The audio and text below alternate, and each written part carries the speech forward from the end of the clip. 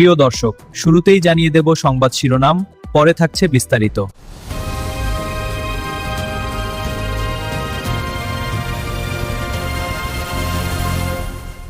IPL 2026 শুরু হওয়ার আগে খুব বেশি মানুষ হায়দ্রাবাদকে নিয়ে কোনো আশা করেনি।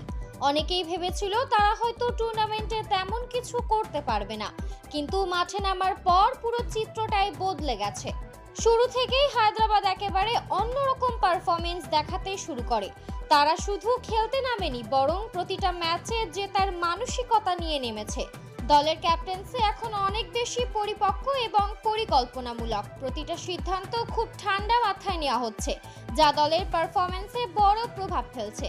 বোলিং আক্রমণ শুরু থেকেই প্রতিপক্ষকে চাপে রাখছে। নতুন বল থেকে শুরু করে ডেথ ওভার পর্যন্ত তারা দারুণ নিয়ন্ত্রণ দেখাচ্ছে। অন্যদিকে ব্যাটসম্যানরাও সুযোগ পেয়ে সেটাকে কাজে লাগাচ্ছে। ফিল্ডিংয়েও এসেছে চোখে পড়ার মতো উন্নতি। ছোট ছোট ভুল কমে যাওয়ায় ম্যাচ জেতা এখন তাদের জন্য অনেক সহজ হয়ে উঠেছে।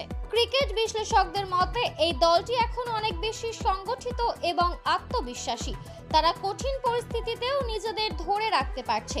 সবকিছু মিলিয়ে হায়দ্রাবাদ এখন আর সাধারণ দল নয়, তারা এখন একটি শক্তিশালী প্রতিদ্বন্দ্বী হিসেবে উঠে এসেছে। এখন সবচেয়ে বড় প্রশ্ন হলো, তারা কি এই ধারাবাহিকতা ধরে রেখে ফাইনাল পর্যন্ত পৌঁছাতে পারবে? ক্রিকেট প্রেমীদের নজর এখন সেদিকেই। আপনাদের কি মনে হয়, হায়দ্রাবাদ কি এবার ফাইনালে যেতে পারবে?